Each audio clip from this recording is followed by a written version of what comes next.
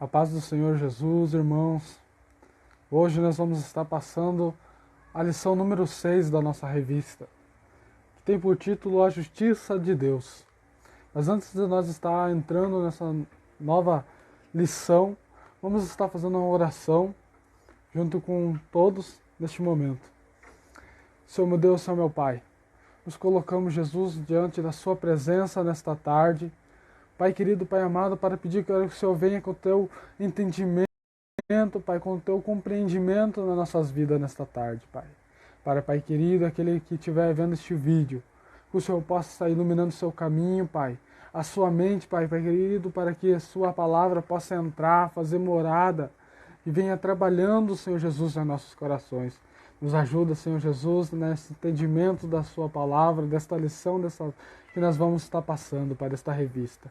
Em nome do Senhor Jesus, venha abençoando a vida de cada irmão, cada um que estiver assistindo esta gravação, Senhor Deus. Amém. Então, irmãos, nós iniciamos esta revista de lição número 6, qual eu já pronunciei no início da live. A justiça de Deus é o tema dela. Nós vamos iniciar com um texto áureo, que diz assim: com o puro te mostrarás puro, e com o perverso te mostrará indomável. Salmos 18, versículo 26. O que chama bem a atenção, irmãos, neste versículo é a palavra indomável. O que seria esta palavra ser indomável? A palavra ela pode ser dominada, não pode ser dominado, não se contém. Então, nós temos que ser indomável com o perverso. A verdade prática nos diz assim: os agentes do juízo divino revelam que a responsabilidade humana é pessoal. Nesta lição nós vamos estar vendo o capítulo de Ezequiel 14, do versículo 12 ao 21. A leitura em classe. Vamos dar início com o versículo 12. Veio ainda a mim a palavra do Senhor, dizendo: Filho do homem, quando uma terra pecar contra mim, gravemente se rebelando, então estenderei a mão contra ela, e tornarei instável o sustento de pão, e enviarei contra ela fome, e arrancarei delas homens e animais, ainda que estivessem no meio dela esses 3 homens, Noé, Daniel e Jó. Eles, pela sua justiça, livrariam apenas a sua alma, diz o Senhor Jeová. Se eu fizer passar pela terra nocivas animalias, e elas assolassem, que fique assolada, ninguém passa por ela, por causa das feras. Ainda que esses 3 homens estivessem no meio dela, vivo eu, diz o Senhor Jeová, que nem os filhos nem as filhas livrariam, só eles ficariam livres, e a terra seria assolada. Versículo 17. Ou se trouxer a espada sobre a tal terra, e disser, espada, passa pela terra, e eu arrancar dela homens e animais, ainda que eles 3 homens estivessem nela, vivo eu, diz o Senhor Jeová, que nem filhos nem filhas livrariam, mas eles só ficariam livres. Ou se enviar peste sobre a tal terra, e derramar o meu furor sobre ela com sangue, para arrancar dela homens e animais, ainda que Noé, Daniel e Jó estivessem no meio dela, vivo eu, diz o Senhor Jeová, que nem filho nem filha eles livrariam, mas só livrariam a sua própria alma pela sua justiça. Porque assim diz o Senhor Jeová, quanto mais se eu enviar os meus 4 maus juízos, a espada, a fome e as nocivas animarias e a peste contra Jerusalém, para arrancar delas homens e animais. Nós vemos aqui no livro de Ezequiel, Deus falando que com o povo de Jerusalém já não tinha mais solução. Ele podia mandar todos os tipos de juízo contra aquele povo, que nada iria fazer isso parar, a não ser mesmo esse juízo divino sobre o povo de Jerusalém. Nós vamos ver nesta lição três grandes tópicos. O primeiro é o juízo divino exposto pelo profeta. O segundo tópico será sobre mostrar um tipo de petição que Deus não atende. O terceiro tópico que nós vamos relatar nesta lição vai ser dizendo a respeito da impossibilidade de uma possível intercessão de homem justo, como Noé, Daniel e Jó, para livrar o povo do juízo divino. A nossa primeiro ponto sobre a identificação do juízo divino diz assim: o discurso profético. Nós ficamos sabendo que a ira de Deus, ela nunca acontece sem algum prévio aviso, sem Deus usar profetas para dar sinais, avisar o povo que vai vir um grande juízo sobre o povo. Como nós vemos no livro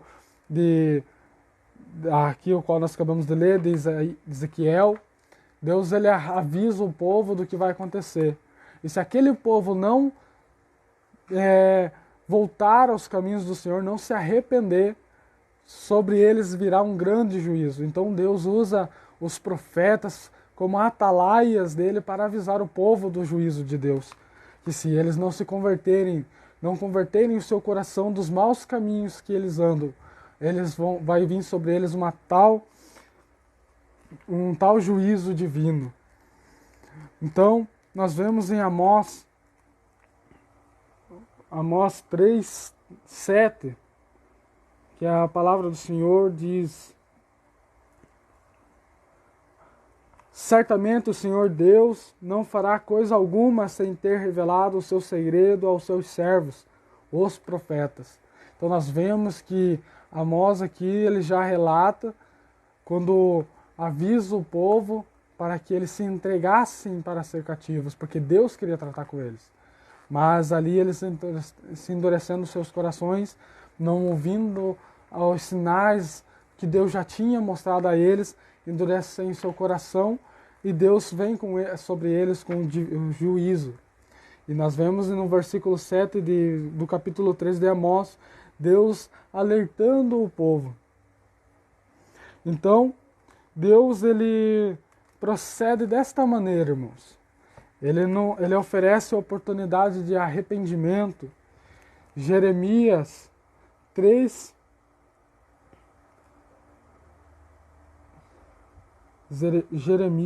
mas só vou achar aqui na Bíblia.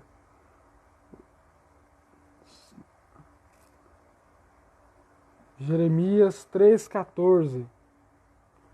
A palavra do Senhor diz assim: voltai, ó filhos pérfidos, diz o Senhor, porque eu sou como esposo para vós, e vos tomarei a um de uma cidade, e a dois de uma família, eu vos levarei a Sião. Então, nós vemos, como eu disse agora há pouco, Deus ele dá um prévio aviso, que nós devemos estar preparados, que nós devemos se arrepender dos nossos maus caminhos. O perdão divino, ele vem com o arrependimento. Acontece como aconteceu com a cidade de Nínive. Em Jonas,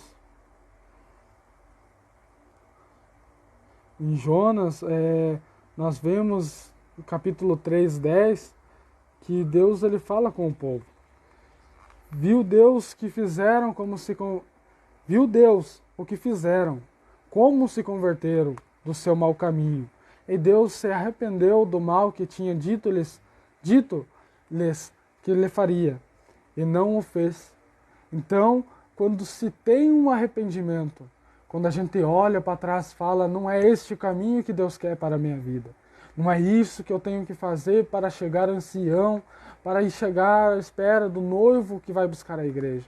Então, quando se tem um arrependimento, quando nós temos o temor do Senhor, Ele vem com o perdão e Ele vem para nos salvar. Como nós vemos aqui a palavra em Jonas, Deus ele viu que se arrependeram do mal e Ele se arrependeu do que tinha dito que lhes faria, do castigo que Ele ia dar. Então, mas esta oportunidade que Deus deu para o povo de Jerusalém já tinha se esperado. Esta oportunidade de se arrepender dos maus caminhos, eles não quiseram, eles deixaram passar batido. Então, a vontade de Deus para eles era abençoar o povo, restaurar a sua herança, mas como que se ajuda alguém que não quer ser ajudado? Por mais que você estenda suas mãos, por mais que você fale, levanta-te, tenha de bom ânimo, e a pessoa não quer ser ajudada, não tem o que fazer. Nós devemos dar aquilo que Deus nos ensinou, o amor ao próximo, tentar levantar aquele caído, mas se ele não quiser ajuda, de nada nós podemos fazer, irmãos. E nós vemos que para Jerusalém o castigo é inevitável, como se já passou esta oportunidade que Deus deu a eles de se arrepender dos maus caminhos, eles não quiseram, então o castigo de Deus era certo, o juízo divino de Deus era certo. Ponto 2 da nossa revista, irmãos, diz assim, a primeira parte do oráculo. Nós vemos a expressão, nós vemos este tema, este versículo, irmãos. Quando uma terra, ela se aplica a todas as nações, a todo o tempo, tudo se aplica no tempo do antigamente, no tempo do profeta Ezequiel, nos nossos dias de hoje, ao qual nós vivemos, esta palavra se aplica. Quando a terra pecar contra mim, então Deus ele está falando. Deus ele castiga o desobediente e costumasse. Então, ele é certo que a sua justiça vai vir sobre aquele que não dá ouvidos à sua palavra. Nós vemos aqui como que isso é feito. A palavra, ela vem como nós na lição passada, aqui em Amós 4, ele fala, nós vemos em Amós que Deus ele dá sinais ao povo de que ele vai vir com o juízo sobre aquelas pessoas. E eles não dão ouvidos, então Deus ele castiga o desobediente. Mateus 4, 27. Deus diz assim, Mateus 24, versículo 7. Porquanto se levantará nação contra nação, e reino contra reino, e haverá fomes e terremotos em vários lugares. Nós vemos que quando eles usam, Mateus usa a fome, então guerras, isso é sinais de que algo que nós estamos fazendo, Deus não se agrada. Então trata-se de uma grande crise econômica nacional, aquilo que nós temos feito.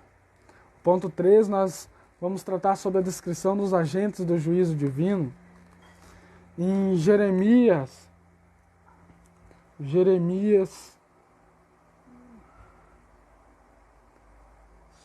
só um minutinho, irmãos.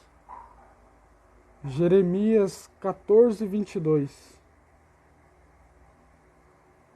Jeremias 14, 22, a palavra do Senhor diz assim: há porventura entre os deuses falsos das nações algum que faça chover? Ou podem os céus dar chuva? Não és tu, ó Senhor, nosso Deus? Portanto, em ti esperamos, pois tu tens feito todas estas coisas. Então aqui nós vemos que Jeremias ele fala que Deus, ele espera em Deus, porque Deus faz todas essas coisas. Deus faz chover, Deus para a chuva, mas Deus faz com que a chuva venha para produzir. Então, aqui, ao invés de agradecer a Deus, eles agradeciam as coisas e abençoavam as colheitas a Baal, como se a Baal fosse desse aquilo para eles. Eles prestavam cultos, ofereciam holocaustos, coisas para Baal. Jeremias 12, versículo 4 diz que até quando lamentará a terra, e se secará a erva de todo o campo, por causa da maldade do que nela habitam. Perecem os animais e as aves, porquanto disseram, ele não verá o nosso fim? Então, nós vemos que, relacionado à espada na linguagem figurada, ela quer designar a guerra, resulta em fome, as pestes. Então nós vemos que a guerra ela já vai vir com as pestes, a qual Deus citou, que Ezequiel citou aqui no versículo do capítulo 14, quando nós lemos no início na leitura em classe. Ezequiel, no livro de Ezequiel, capítulo 6 e versículo 3, diz assim, e dize, montes de Israel, ouvi a palavra do Senhor Deus. Assim diz o Senhor Deus aos montes, aos outeiros, às revinas e aos vales. Eis que eu, sim, eu, trarei a espada sobre vós e destruirei os vossos altos. Então, o próprio Deus fala para os montes. Então, a fome é uma referência à escassez de alimento provocada pela destruição da produção pecuária, ao qual aquele tempo era vivido antigamente. As pestes elas resultam em epidemias, elas causam mortes nos campos de batalha. A lição que Ezequiel queria trazer para aquele povo naqueles dias é que se o povo for fiel a Deus, for humilde a Ele, a presença do Senhor é uma fonte de bênção. Mas o povo ainda não estava dando ouvido. Então, o povo era desleal, rebelde, adúltero, e a presença de Deus para as pessoas que são rebeldes é algo terrível, porque ela significa julgamento, juízo que Deus vem sobre o povo. No nosso ponto 2 agora, irmãos, sobre a petição que Deus não atende. Nós vamos ver no ponto 1 aqui a intercessão pelo pecador. Deus ele aceitou poupar as cidades de Sodoma e Gomorra, atendendo a oração intercessória de Abraão. Então Abraão pediu, Deus atendeu. Nós vemos que isso em Gênesis 18:32, quando Abraão ele faz esta oração, essa petição a Deus. Gênesis 18:32. Disse ainda Abraão, ora, não se ire o Senhor, pois só mais esta vez falarei, se porventura se achar ali 10. Ainda assim assentiu o Senhor, por causa dos 10, não a destruirei. Abraão ele fala, Senhor, mas se ali houver 10 pessoas justas, o Senhor destruirá a cidade? E Deus ele fala, por causa desses 10, eu não a destruirei. Nós vemos que Deus, ele vê cada coração, aquilo que nós temos feito. Será que nós somos justos? Por causa de nós, Deus, ele não destrói cidades como nós podemos ver. Mas nós vamos vendo aqui, mais para frente da nossa revista, Êxodo 32:11. Êxodo 32:11. Aleluias. Do 32, do 11 ao 14.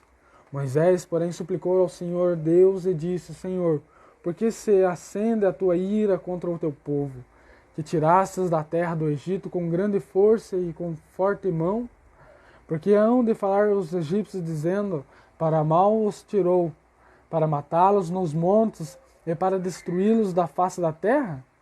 Torna-te a tua ardente ira e arrepende-te deste mal contra o teu povo. Lembra-te de Abraão, de Isaque e de Israel, teus servos, os quais por ti me jurastes, e lhes disseste: multiplicarei os vossos descendentes como as estrelas do céu, e lhes darei toda esta terra que tenho falado, e eles possuirão por herança para sempre. Então o Senhor se arrependeu do mal que lhes dissera que havia de fazer ao seu povo. Então, outro exemplo de Moisés com o povo no Egito. Deus, ele não derrama sobre eles o seu juízo pelas suas atitudes que o povo tem. Nós vemos que a intercessão pelo um pecador, nós vemos Moisés suplicando ao Senhor para que não venha sobre eles com a sua ira, ardente ira, como nós lemos neste versículo. Israel, ele se rebeliou com Deus lá no Monte Sinai, quando eles prestaram cultos ao bezerro de ouro. Mas Deus perdoou, renovou o seu concerto, renovou o concerto com os israelitas. Inspirado em Êxodo 34, 10, diz assim, irmãos: então disse o Senhor: eis que eu faço um pacto, farei diante de todo o teu povo maravilhas quais nunca foram feitas em toda a terra, nem dentro da nação alguma. E todo este povo no meio do qual estás verá a obra do Senhor, porque coisas terríveis é o que eu faço contigo. Então, nós vemos aqui, inspirado nessas experiências de homens de Deus que oram, que oramos uns pelos outros. Nós vemos, intercedemos pelos pecadores. Nós sempre oramos pelas pessoas para que elas se arrependam, para que elas voltem para o caminho do Senhor, que se lancem aos pés do Senhor, para que a sua alma seja salva. Porque nós sabemos que essas coisas da terra, as coisas materiais, tudo aquilo que nós possuímos, não vão ir conosco para o céu. Nós buscamos a nossa salvação, a salvação da nossa alma, porque as demais coisas vão ficar aqui na terra. Aleluia. O ponto 2 diz um castigo inevitável. As reiteradas rebeliões dos filhos de Israel, ao longo da história, desde a peregrinação do deserto, já levam a nação à apostasia generalizada. Mas aí vocês me perguntam, o que seria essa palavra reiteradas? Ela significa fazer ou dizer de novo. Então já era de costume do povo as apostasias, fazer todas as coisas que desagradam aos olhos de Deus. Então eles já faziam isso há muito tempo e repetidas vezes, dizendo todas as coisas novamente, tudo aquilo que não agradava a Deus. Então, não havia mais retorno. Segundo a Crônicas, a palavra do Senhor diz em 2 Crônicas 36, versículo 15 e 16: e o Senhor, Deus de seus pais, falou-lhes persistentemente por intermédio de seus mensageiros, porque se compadeceu do seu povo e da sua habitação. Eles, porém, zombavam dos mensageiros de Deus, desprezando as suas palavras e mofando dos seus profetas, até que o furor do Senhor subiu tanto contra o seu povo, que mais nenhum remédio houve. Nós vemos aqui em 2 Crônicas que o povo faziam coisas terríveis, falava as coisas, zombavam dos mensageiros que o Senhor enviava como atalaias, para falar das coisas que Deus ia fazer com o povo se não retrocedesse aquelas coisas que estavam fazendo, se não convertessem os seus corações, os seus caminhos.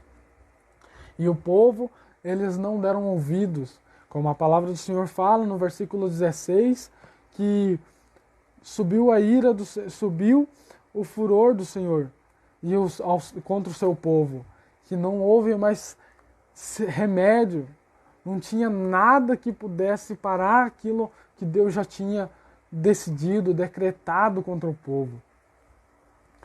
Então, mas há situações que Deus recusa perdoar a nação, recusa perdoar as pessoas.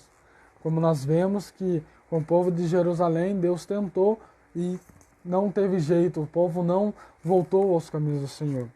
Nós vemos este exemplo, a qual Deus ele não perdoa, que Deus ele não dá ele recusa perdoar, como nós vemos que aconteceu com Saul.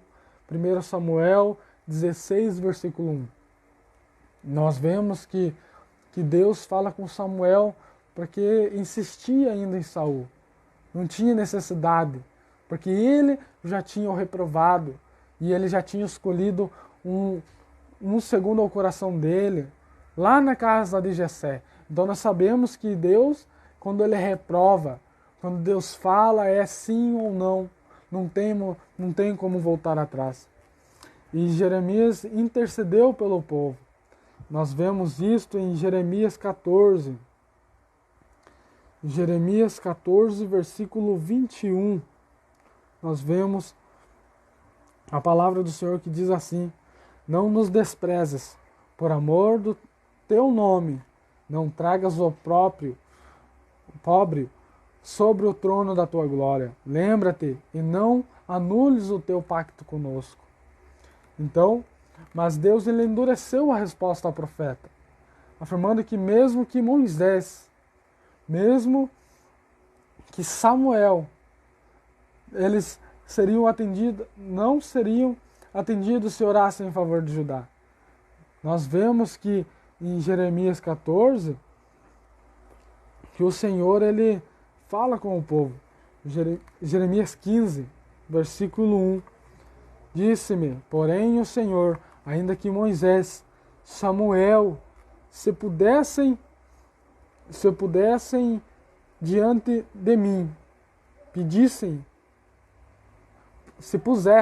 irmãos, se Moisés e Samuel se pusessem diante de mim, não poderia estar a minha alma com este povo. Lança-os diante da minha face e saiam deles. Então Deus ele fala que com a situação deste povo já era terrível. Nem que Moisés e Samuel se pusessem diante da sua presença, pedindo para o povo, para que Deus perdoasse aquele povo, não viesse com o seu juízo sobre eles. Deus não atenderia, porque o Deus ele já tinha se entristecido demais com aquele povo, tinha dado muitas chances de se arrepender e não aceitaram, zombavam dos seus profetas, do atalaia que Deus tinha deixado para dar alerta àquele povo. Então, o povo ele não quis atender a voz do Senhor. Nós vemos aqui no ponto 3, quando Deus não atende a oração intercessória de um justo. A oração feita por um justo pode muito em seus efeitos. Está escrito em Tiago 5, versículo 16. Mas só que nós sabemos, irmãos, que o pecado, quando ele ultrapassa o limite, aí você tem aquela famosa frase, errar uma vez é humano, errar outras vezes, duas para mais, já é tolice. Então nós sabemos que Deus ele perdoa os nossos erros, as nossas falhas. Mas se nós continuar clicando na mesma tecla ali, pecando contra Deus, sabendo da vontade de Deus, aí já é tolice, irmãos. O pecado para a morte, o apóstolo Paulo usa essa linguagem. Em 1 João,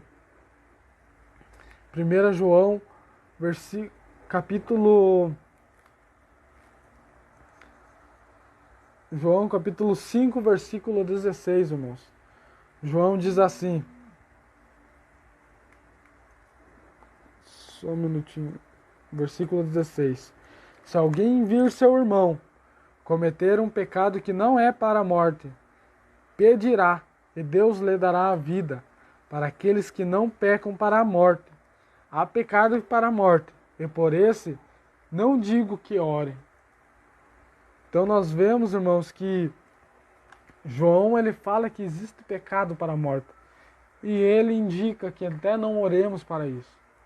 Porque né, é apostasia total, tanto individual quanto coletiva, a parte da fé abjura o seu Deus. Então, no caso, ele é uma apostasia tanto individual quanto coletiva. Chega, abjura o seu Deus. O que é abjura, irmãos? É em que antes acreditava. Antes eu acreditava em Deus e agora eu falo mal de Deus. Então, é mais ou menos isso. Então, nós vemos aqui o que o apóstolo João ele fala. Isso é diferente, irmãos, do pecador que se arrepende. A apostasia é negar a fé, aquela que antes a gente defendia, a fé que nós tínhamos. Então, isso acontecia várias vezes, muitas das vezes isso aconteceu com o povo em Israel. Mas, no período final de Judá, não havia mais remédio, não havia mais solução para as coisas que estavam acontecendo, se não for o juízo divino na cidade de Jerusalém. Como nós lemos, não havia mais remédio para curar, para amenizar aquelas coisas terríveis que o povo havia fazendo. Que Deus somente viria com o seu juízo para poder colocar ordem naquele lugar. Vamos então, irmãos, dando continuidade à nossa revista, ao tópico 3, sobre a intercessão de Noé, Daniel e Jó. Ponto 1 diz assim: porque o povo rejeitou os profetas. A geração dos profetas de Jeremias e Ezequiel, eles já conheciam aí os relatos da destruição de Sodoma e Gomorra. Aquela famosa petição: se apenas 10 são suficientes para Deus poupar a cidade, por que destruiria Jerusalém com um número maior de justos? Então eles questionavam se Deus ele livraria Sodoma. Se houvesse só 10 justos, por que ele não livraria Jerusalém? Nós vemos que essa era uma das razões pela qual a maioria acreditava que o juízo divino anunciado pelos profetas era um argumento que podia explicar porque Ezequiel afirma que, ainda que estivessem no meio dela 3 homens, Noé, Daniel e Jó, eles, pela sua justiça, livrariam apenas a sua alma. Então o povo questionava se Deus livraria a cidade de Sodoma e Gomorra se houvesse 10 justos, por que não pode livrar a terra de Jerusalém também? Então, nós vemos que aqui, todas as vezes que os 3 juntos são mencionados, eles vêm acompanhados de uma chancela de autoridade espiritual. E o que é essa chancela, irmãos? É a autoridade divina sobre a vida deles. Nós vemos que é um selo, é como se fosse um timbre ou um carimbo num documento, um objetivo.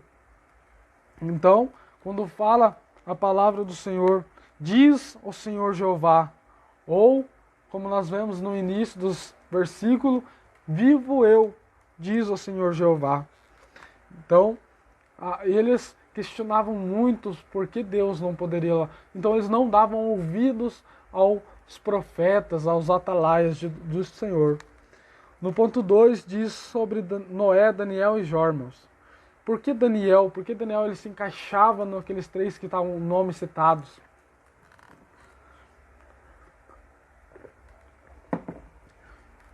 Muitos eles se surpreendem ao ver o nome do jovem Daniel entre grandes profetas, patriarcas, mas a pergunta, irmãos, tem que ser invertida, pois Daniel ele era judeu e Noé e Jó eles vieram antes, eles vieram antes da formação do povo de Israel. Só que, porém, irmãos, eles foram citados por causa do exemplo de justo que eles eram. Como nós conhecemos a história de Noé, a história de Jó, nós vemos que Deus é Criador do céu e da terra. Então, ele via no coração de Noé, de Jó, que eles eram profetas que eram reconhecidos por ser justo, pela sua fidelidade ao Senhor. Então, nós vemos aqui em Gênesis 6, versículo 7 e 8, que diz assim, irmãos: E disse o Senhor, destruirei a face da terra o homem que criei, tanto o homem como o animal,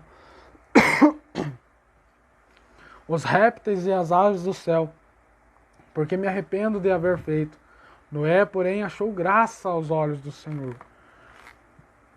Nós vemos que Noé, Deus, além dele, achou graça nas atitudes que Deus ia ter de destruir aquele povo. Porque Noé estava vendo a quantia que o povo estava andando ali naqueles pecados, naquelas coisas terríveis que andavam fazendo. Em Hebreu, capítulo 11, versículo 7, a palavra do Senhor diz que pela fé de Noé, divinamente avisado as coisas que ainda não se viam, sendo temente a Deus, preparou uma arca para salvamento da sua família. E por esta fé condenou o mundo e tornou-se herdeiro da justiça, que é segundo a fé. No caso, não é por ele ter tido fé naquelas coisas que Deus tinha falado com ele. Ele não via aquilo. Ele não esperava que viesse aquele dilúvio, mas ele achou graça no que Deus queria fazer com o povo. Ele, então, mesmo não sabendo como ia fazer, o que iria acontecer, ele ouviu a palavra do Senhor e ela, através de uma palavra, ele mostrou a sua fé a Deus e ele tornou o herdeiro da justiça segundo a fé. Aleluias. Em Jó, irmãos, vamos ver um pouquinho da história de Jó. Em Jó, no capítulo 1 e versículo 8, disse o Senhor a Satanás: Notaste porventura meu servo Jó, que ninguém há na terra semelhante a ele, homem íntegro e reto, que teme a Deus e se desvia do mal. Então, nós conhecemos esta parte da história de Jó. Nós vemos que Deus, o Satanás, ele se sentiu, vamos dizer assim, invejado. Ele só adora ao Senhor porque o Senhor abençoa ele. Então, nós vemos aqui também em Tiago, irmãos. Tiago, capítulo 5, versículo 11. A palavra do Senhor fala: Eis que chamamos bem-aventurados que suportam as aflições. Ouvistes da paciência de Jó, e vistes o fim que o Senhor lhe deu, porque o Senhor é cheio de misericórdia e compaixão. Então Jó, ele passou por todas as dificuldades, como nós vemos a história de Jó. Perdeu filhos, perdeu os animais. Mesmo assim, ele não questionou a Deus, não largou a sua fé. Então, somente a justiça de Cristo, Jesus Cristo, é extensiva para os pecadores que crêem. Aleluia. No ponto 3, diz assim, irmãos: o profeta Daniel. Nos últimos tempos, tinha surgido um questionamento, muitos questionavam a identidade de Daniel, o que apresentava nesses três justos. Só que eles questionavam duas coisas. Primeiro, a grafia do nome de Daniel em Ezequiel emprega Dan, e não é como Daniel, usada no livro de Daniel. E segundo, o fato de ser muito jovem para ser contado entre dois patriarcas antigos. Só que, irmãos, existem muitos expositores do Antigo Testamento que consideram esses artigos insignificantes, insuficientes para contestar isto. Porque pois eles deram importância, não devemos dar importância à ortografia, pois são soletrações variantes, nunca nunca foram novidades na antiguidade. Então, além disso, Daniel, ele era contemporâneo. Daniel, ele era contemporâneo de Ezequiel na Babilônia. Ele era ministro da corte do Nabucodonosor. Então, a reputação de Daniel pela sua fé, ela se espalhou rapidamente pelos exilados da Babilônia. Então, irmãos, nós estamos concluindo esta lição neste momento. O que nós enfocamos nesta lição é que a justiça de Deus, nesses discursos de Ezequiel, diz a respeito à retribuição divina ao pecado, irmãos. Tem em mente esse conceito para não se confundir com esse de teologia paulina que justifica o pecador que crê em Jesus. Justifica o pecador. Então, no caso, não é só nós acreditar em Jesus que nós vamos ser salvos. Claro, Jesus morreu na cruz por nós, pelos nossos pecados, pagou o preço por nós. Nós somos salvos em Jesus, mas se nós quisermos ser levados ao céu, separados para sentar à mesa junto com o Senhor e participar da grande ceia, aonde Jesus foi preparar morada para nós, nós devemos entregar a nossa vida. Devemos nos arrepender dos nossos maus caminhos, como nós vemos. Não é somente crer que nós vamos ser salvos. Nós temos que entregar a nossa vida a Cristo, como muitos dizem no tempo de hoje. Não preciso ir à igreja. A igreja somos nós. Eu sou a igreja. Sim, nós somos a igreja. Mas Deus, desde o tempo que Jesus era criança, existem os templos. Por que nós não iríamos hoje para agradecer, prestar culto a Deus? Então, existe, se nós somos a igreja, mas nós temos que agradecer, nós temos que prestar culto ao nosso Deus, ao qual nos entregamos como único e suficiente Salvador de nossas vidas. Esta é a lição que nós passamos hoje, a lição número 6.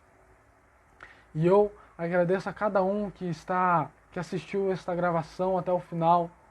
Eu vou deixar os links do canal do Pastor Sandro, a página da nossa igreja. Deus abençoe a vida de cada irmão nesta tarde. Amém.